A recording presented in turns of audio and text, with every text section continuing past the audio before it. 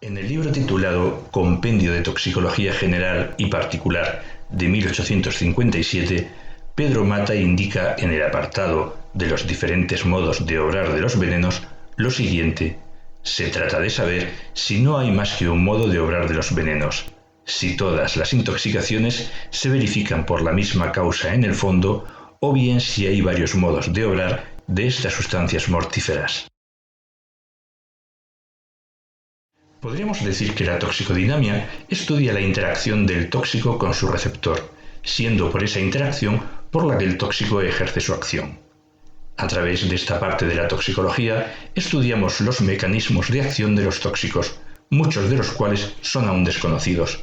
De otros, en cambio, es mucho lo que se conoce, en parte por la gran cantidad de estudios que se han realizado durante años y en parte gracias a nuevas disciplinas como la proteómica, la genómica o la metabolómica, las cuales aportan día a día nuevos conocimientos sobre estos mecanismos de acción.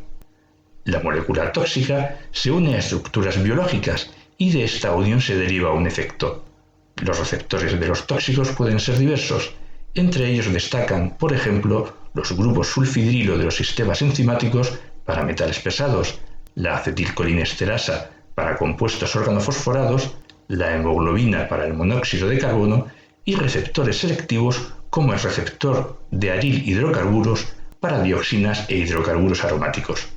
También en el sistema nervioso se encuentran receptores muy especializados como los adrenérgicos y los serotoninérgicos, y en el sistema endocrino para esteroides.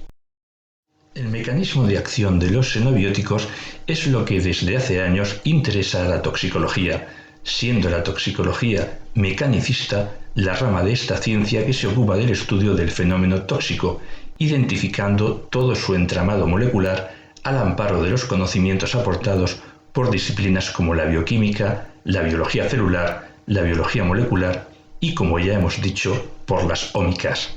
Por ello, en la actualidad se habla de toxicología molecular, toxicología celular, genotoxicología o toxicogenómica.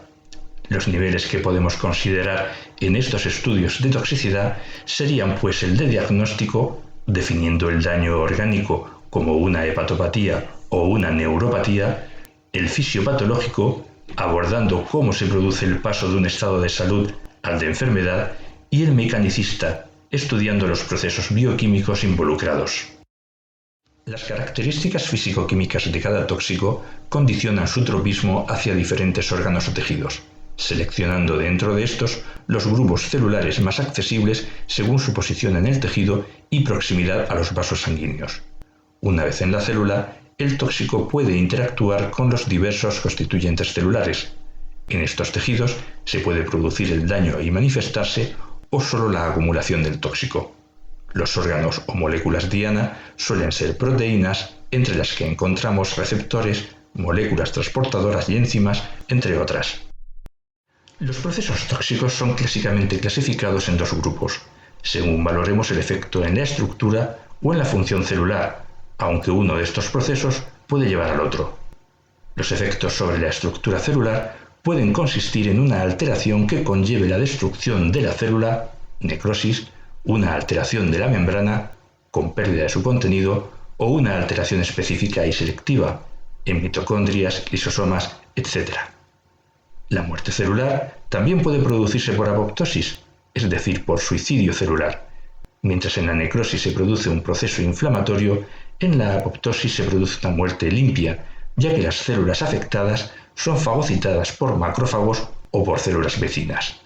En la necrosis no hay programación genética, mientras que en la apoptosis sí, al activarse una serie de genes cuya expresión ocasiona una cadena de reacciones que culmina con la condensación, vacuolización y fragmentación de componentes celulares.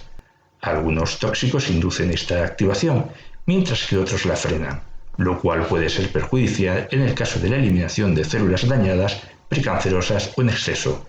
Un ejemplo podría ser el cadmio, el cual se ha visto que a dosis altas mata por necrosis y a dosis bajas por apoptosis, fenómeno que también se ha visto con las radiaciones.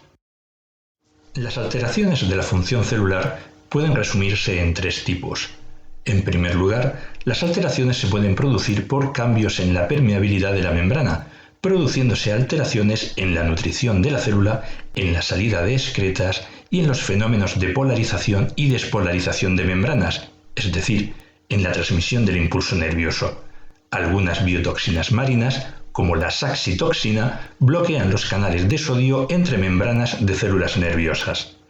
En segundo lugar, por cambios en la actividad enzimática, pueden producirse alteraciones en los fenómenos de respiración celular, en la producción de energía, etc. Estos fenómenos son conocidos como de inhibición, activación e inducción enzimática y la pueden producir tanto compuestos orgánicos, insecticidas, setas, etc., como elementos inorgánicos, metales y semimetales, radicales libres y sustancias alquilantes. Finalmente, estas alteraciones pueden ser por cambios en los mecanismos de reproducción, tanto a nivel celular como a nivel global, es decir, en el individuo completo, pudiendo provocar mutagénesis, carcinogénesis y teratogénesis, por metales pesados, nitrosaminas, sustancias con efecto hormonal, etc. Por otro lado, podemos considerar los mecanismos de toxicidad en función de la especificidad de la acción, existiendo mecanismos de acción específicos y mecanismos inespecíficos. En el desarrollo de los mecanismos específicos pueden intervenir o no receptores o dianas, mientras que en los inespecíficos suelen no mediar estos receptores. Un ejemplo de mecanismo mediado por receptor sería la inducción enzimática por PCBs, hormonas e hidrocarburos. La sustitución de calcio por plomo constituye un mecanismo específico no mediado por receptor, mientras que el estrés oxidativo es una alteración inespecífica no mediada por receptor. Atendiendo a la reversibilidad del efecto, nos podemos encontrar con efectos potencialmente reversibles, normalmente de carácter subletal y de tipo funcional, e irreversibles, normalmente letales para la célula y que se manifiestan como alteraciones estructurales. En este último caso, la acción destructiva puede ser por acción cáustica, desnaturalización de proteínas y lípidos, por unión covalente del seno biótico o sus metabolitos a las macromoléculas, por compuestos reactivos, y por activaciones enzimáticas, proteasas y fosfolipasas, producidas por alteración de la homeostasis del calcio.